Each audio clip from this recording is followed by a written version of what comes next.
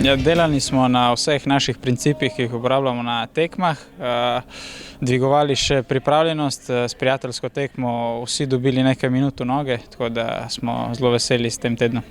Ja, Domžale so bile vedno dobro moštvo, imajo veliko dobrih igralcev.